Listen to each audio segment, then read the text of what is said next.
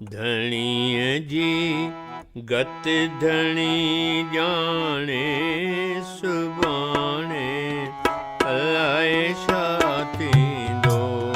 धणीअ जी गत धणी जाने सुभाणे अलाए छा थींदो। मनुष्य कोई न पहचाने सुभाणे अलाए छा थींदो। मनुष्य कोई न पहचाने सुभाणे अलाए छा थींदो। धणीअ जी गत धणी जाने सुभाणे अलाए छा थींदो।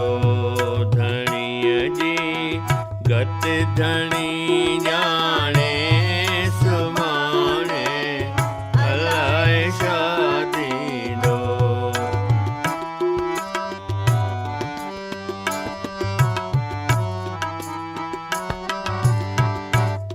वरी घर घर थे वाराई वठे थो राज रघुराई। वरी घर घर थे वाराई वठे थो राज रघुराई। पई कल खेस न काई सुभाणे अलाए छा थींदो। पई कल खेस न काई सुभाणे अलाए छा थींदो।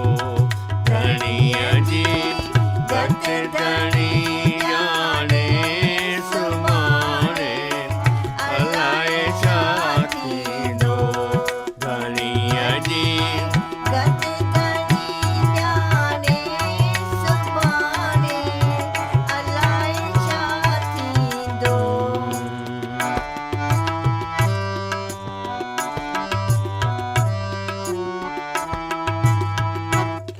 युधिष्ठिर बीहयो ढारो मिले राज मूसारो।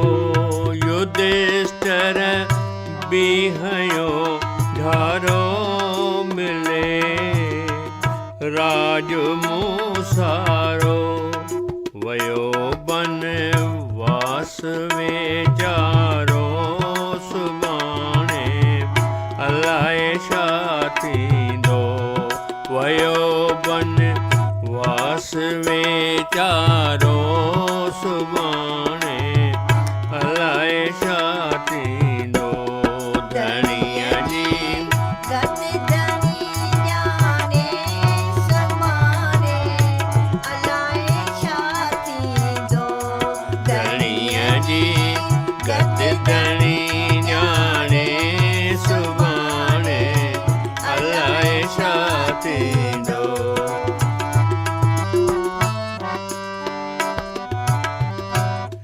ऋषि गौतम वयो निकिरी इंद्र खे मुंहुं लॻो मिसरी।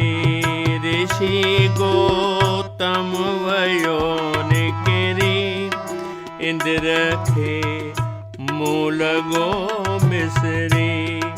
लधी कल कान तैं तकड़ी सुभाणे अलाए छा थींदो।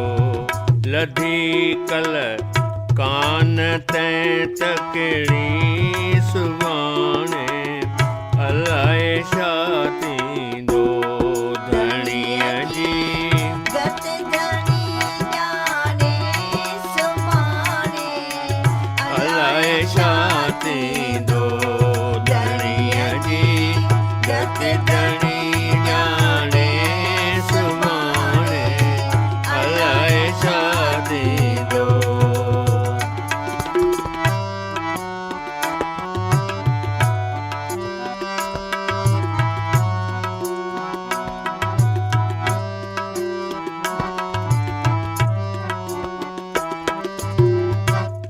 चवे पहला जो सुन भाई, जे काम जे राम आठाई। चवे पहला जो सुन भाई, जे काम जे राम आठाई। पतो बेखे न आभाई, सुभाणे अलाए छा थींदो। पतो बेखे न आभाई, सुभाणे अलाए छा थींदो। धणीअ जी गत धणी ॼाणे, सुभाणे अलाए छा थींदो। धणीअ जी गत धणी ॼाणे, सुभाणे अलाए छा थींदो। मनुष्य कोई न पहचाने, सुभाणे अलाए छा थींदो। मनुष्य कोई न पहचाने, सुभाणे अलाए छा थींदो। धणीअ जी